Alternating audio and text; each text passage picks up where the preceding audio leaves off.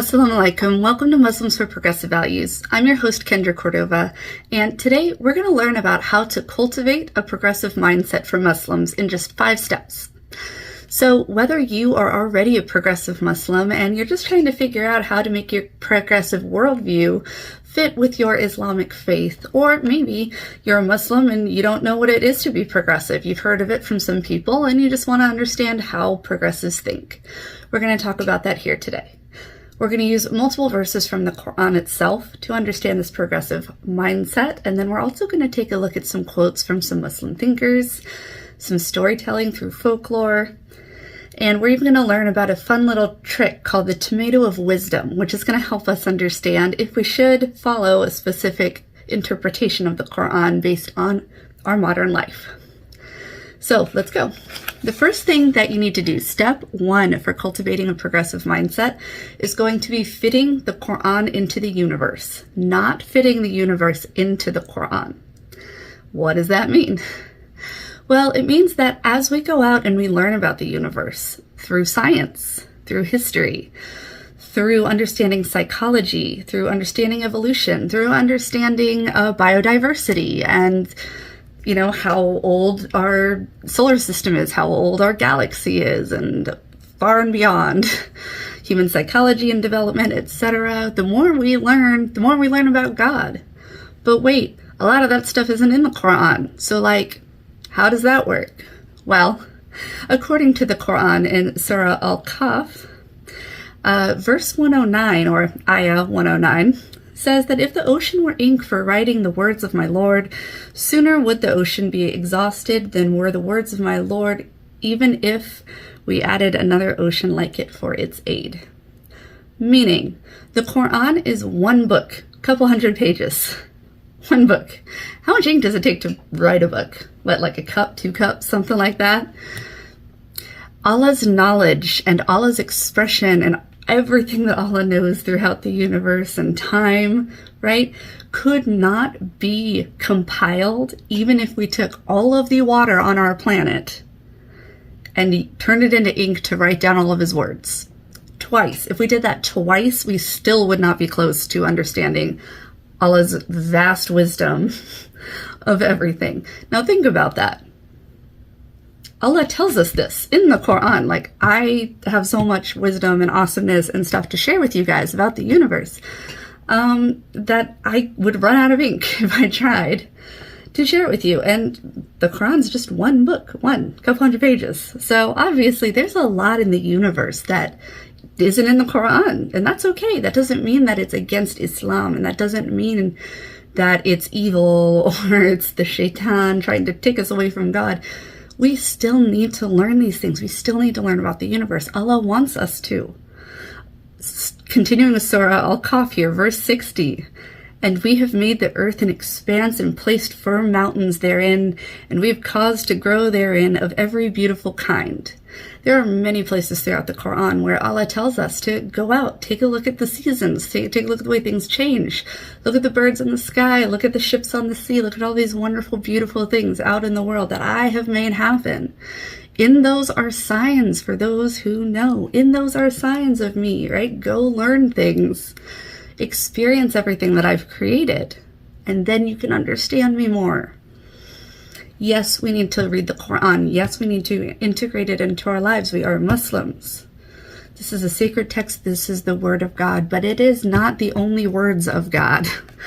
Allah is infinite, and if Allah is infinite, a finite book, or even our finite mindset, cannot hold God, cannot hold all that God is.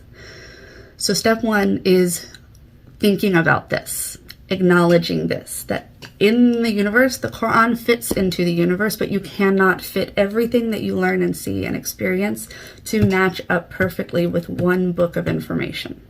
And that's okay. Allah lets us know that is how it is. There's more to learn, and that is okay.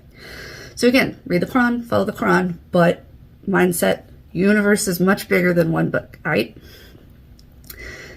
Number 2 here, we need to understand that the Quran was made in a time long ago. So a lot of the things that Allah wanted to address with the people at the time that were important and useful for them aren't necessarily all important and useful for us right now. We're going to learn how to use the tomato of wisdom to find some of those, but I really wanted to share with you guys a quote from Imam Jamal Rahman. So if you guys have ever read this book, you should. It's amazing. Spiritual Gems of Islam. Insights and practices from the Quran, Hadith, Rumi, and Muslim teaching stories to enlighten the heart and mind. It's a really great book. Read it if you haven't. But here, to prepare you for reading this book, one of the sections that he wrote talks about this issue with trying to come up with the way that we need to live and act solely based off of some of the things in the Quran that are no longer relevant. And that, again, we need to put the Quran into the universe, not the universe into the Quran. So here he says, it is this legal compendium that presents a problem for many modern readers. For while the general principles of justice and ethics are as timeless as the spiritual ones, a few verses in particular to that time and place, 7th century Arabia, seem to foster religious exclusivity, violence, unequal treatment of women, and prejudice against homosexuals. I have addressed these verses in some detail in a book with my interfaith amigos, Rabbi Ted Falcon and Pastor Don McKenzie, called Religion Gone Astray. Although such verses are open to interpretation and contextual explanation, we also need to acknowledge that they are not fully consistent with the overall message of the Quran. If we believe that every single verse is divine and timeless, then any interpretation of the difficult verses must emanate from our higher self and not from our shadow side. Spiritual teachers say that interpretation of any scriptural verse depends on the consciousness and intention of the person. As Rumi reminds us, a bee and a wasp may drink from the same flower, but one produces nectar and the other a sting. We must choose the nectar. So, as it is saying there, some of these things that were meant to help guide the people of 7th century Arabia, we might have outgrown those things as a humanity. I mean, go to any Muslim and bring up slavery in the Quran, and they're going to start to come up with things like historical context, which is important. But it's important for every verse in the Quran. It is important for all of it. It's okay if we have grown as a species and learned how to be warriors of social justice and like equitable treatment for all. That's okay. It's okay to acknowledge that some of the things might not be necessarily timeless. As long as we are adhering to the Quran and its essence, that there's only one God, that Allah is the God and the creator of all that we have in the universe, all people, and that we are doing our best by God and his creation. Okay? So that is number 2. That is a wonderful quote for you to just like think about, right? Like how can I read this and understand that it has its own historical context? Step number 3 here on our journey here to cultivating a progressive mindset is this wonderful little gem called the Tomato of Wisdom. And I want to share this with you guys because I've used it for years. And I've helped my students with it as well, family members. It's amazing. The Tomato of Wisdom goes like this. Knowledge is knowing that a tomato is a fruit. Wisdom is knowing not to put a tomato in a fruit salad. Now that might sound kind of silly, right? But it's true. Just because you know some scientific or textual fact about something doesn't mean that it necessarily applies to the situation that you're trying to use it in. We have to take situational context, cultural context, historical context, individual experience at this moment to decide how to best enforce or how to best live out or express, enact this specific thing that we're talking about.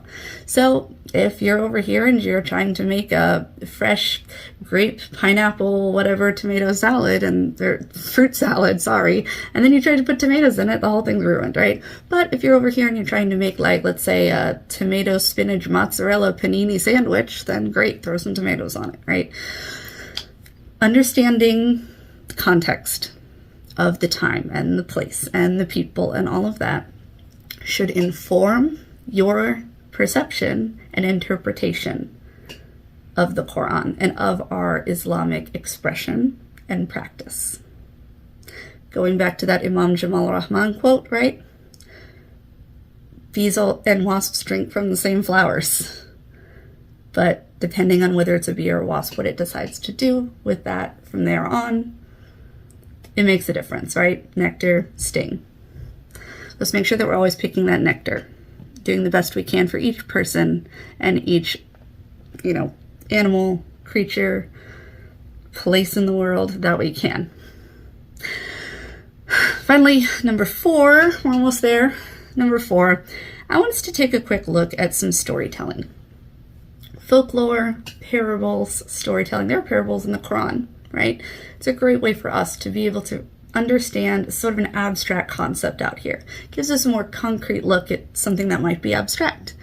There are 2 ones I want to talk about here. One of them was actually talked recently about on a group that online that was talking about Hafiz's poetry, right? Hafiz, and then the story that he had talked about at one point. And then another one is a common Middle Eastern folktale parable about the men and the elephant. And I'm sure you guys already know that one, but we're going to talk about it really quick anyway. So the first one from that Hafiz poetry appreciation group, right? It was talking about the story of the monkey and the fish. So the whole idea here is that there's a monkey on land in a tree, and it looks down at the water and it sees a fish. And it sees it swimming around and stuff, and he is a land living creature that breathes air, and so he sees this creature in the water and he freaks out and he's like, oh my gosh, I must save it. So he goes down and he forces it onto land, thinking he is saving it and making everything all better, and he ends up killing the fish because the fish wasn't meant to be up in a tree. The fish was meant to be in the water, right? And so this is something we need to remember when we're going around in the world and we're trying to tell people how they need to be, right? We think we're helping. I see a lot of people that have really good intentions and they're trying, but they end up like suffocating the life out of some people because they're so focused on like acting and dressing and being this exact person that they forget that everybody's might be in a different situation than them, right? It's okay to look at the diversity and understand that as long as we have that thread of truth, we have that faith, we have that, love of Allah and the reading of the Quran, and we are spending time with our prayers and all of these things, like it might not look the same, but maybe it wasn't supposed to. Maybe that person is a fish, you're a monkey, and that's okay. The other one was trying to understand, our individual experiences with God and how they might sound a little different, but they could also all be correct at the same time too. And that's that story of the 4 men and the elephant. So long story short, there are 4 blind men that all come in contact with an elephant. And one of them has one of the legs and is telling everybody it's like a tree trunk. This thing is like a tree trunk. And this one person, the other blind guy, he's got the nose, right? And it's like, no, it's like a snake. What are you talking about? It's not like a tree. It's like a snake. There's like an anaconda thing going on. Another guy has the tail, right? And he's like, this is like a bristly, brush. What is this? It's like a whip. It's like a brush. It's not a tree trunk. It's small. I can hold most of it in my hand. What are you talking about? And then, the other guy has one of the tusks, and he's like, no, it's like a sword. This thing is like a sword. All of them were correct. All of them. They all said very different things. They all had their own individual experience, but they were all right. All of them were right simultaneously. And that is how our experience with Allah can be. Allah is a lot of things. Allah isn't just one thing. We have the 99 names of Allah, but there are more than 99 names, and there are way more than 99 expressions of God, because God is infinite. And if God is infinite, God can be anything, right? And so we might have a very specific idea of how God thinks and expresses and is, and we're just like, yes, this is it. But then somebody else might read the Quran and get this whole nother one, right? And as Muslims, especially progressive Muslims, we need to come to terms with the idea that they could just all be right at the same time, even if they seem contradictory, right? Small, big, tough, strong, all merciful, and it's scary, fearful, right? Dangerous, but kind and loving and nurturing, and light and dark and growth and death and all these things. They can be very contradictory, but that doesn't mean that one has to be right and then the other has to be wrong. This isn't like math. We're not like picking like if 2 + 2 is 4 and if you got any other number, you're wrong. The spiritual reality and expression and experience, especially of a deity like Allah, that is outside of our universe. Our brains cannot fully comprehend God and never will, right? So there's going to be conflicting experiences, and we need to go out and we need to find our experiences of God, and we need to do our work on our side as we approach this experience, and we need to stop doubting ourselves. Your experience with God when you were praying, when you were reading the Quran and what you were feeling, that is genuine. And that's okay if the person next to you said they got something completely different when they read that chapter, as long as we're referencing the same truth. And that is the Word of God, as long as we're referencing our experience with God and the world and the universe that He created. We don't always have to doubt ourselves just because we might have felt it or experienced it or translated it or just a little differently than somebody else. Allah is diverse. The universe is diverse. That's okay. And then finally, number 5, okay? So number 5 is going to be asking questions. Some people freak out when you start asking questions, and I'm going to show you guys a good reason why it's totally okay to ask questions. You should ask questions. Please ask questions. If you're not asking questions, you're allowing other people to tell you things, and then you're just taking it for granted. Like, yep, they're right. And here's the thing. Humans are flawed. All humans are flawed. All of them. Is there a chance that they could mess something up or advise you in a wrong way or something? Absolutely. Absolutely. When you are reading and you want to learn something more about this one verse or this one chapter, or, hey, that doesn't really jive with me. I don't understand. Like, why would God do that and then do this thing over here? It's good to ask questions. It's not evil to ask questions. Some people I've heard say that is the shaitan whispering in your ear. And I'm going to give you a verse from the Quran here that is going to help you with that, right? So in Surah 2, verse 30, okay, ayah 30, when God is creating humans, right? He's like getting ready to put humans into creation, right? Creating Adam and all that. The angels question God. Now remember, angels are made only to worship God. They cannot, go against God's will. They don't have free will like we do. Angels are just made to serve God. But they actually started asking questions. The angels were like, hey, God, we're here to worship you. And humans are murderous, and they're going to spill blood and kill people and cause all this chaos and corruption. Are you sure you want to do that? That sounds kind of crazy. I don't know about that. That's okay. They didn't tell God that he was wrong and God doesn't know what he's talking about and whatever. They didn't say it in a way like that. They were just asking a question. They noticed something, right? They're like, we don't have all the wisdom. We don't know. So we want to find out. We want to learn. And the way you learn is by asking questions. And so the angels were like, hey, God, just question real quick.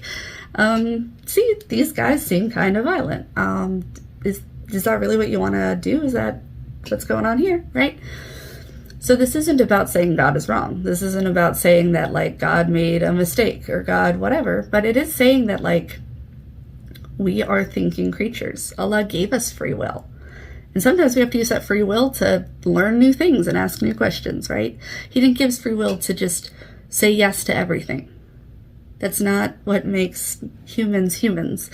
And if you look here, that's not even what makes angels angels sometimes. Even the people or the angels, the beings that are closest to God, still are able to ask questions, because if we want to know God, we have to ask questions.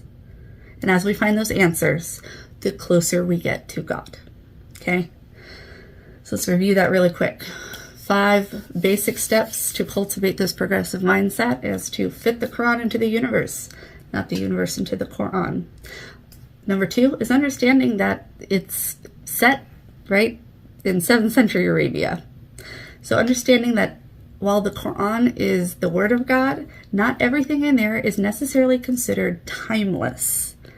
It might have been specifically for the people of that time. And so we need to sort those out. Number 3 is that tomato of wisdom. If you're trying to use some Quranic or Islamic wisdom in a situation, make sure that you're not trying to put a tomato into a fruit salad and you're putting the tomato where it really needs to go and where it can make a difference and be used well, right? Don't just try to force some piece of wisdom somewhere where it's not actually going to help.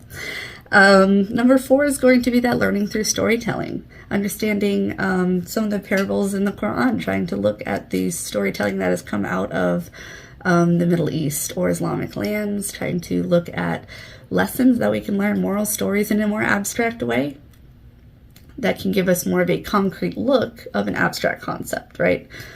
When we're talking about God, we're not talking about an elephant, obviously. Like, we don't compare God to creation, you know, but seeing things in these lights can help us to have those little light bulbs, those like aha moments, right?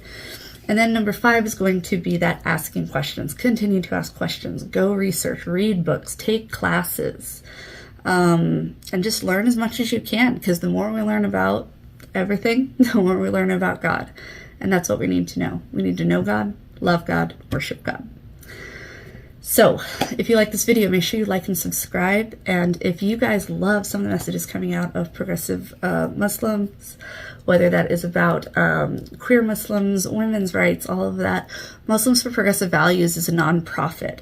You want to make a difference in the world. 2 big ways to help with Muslims for Progressive Values is 1, learning. Go on to Muslims for Progressive Values, mpvusa.org, and learn as much as you can. They have online courses, they have like pamphlets and worksheets and all sorts of stuff you can go get. And number 2 is by donating. So make sure that if you want a good place to put your zakat, you want to make sure that you're giving money to people that are going to help Muslims where it's most needed in these places, helping Muslim women to get out of abusive situations or whatever that is.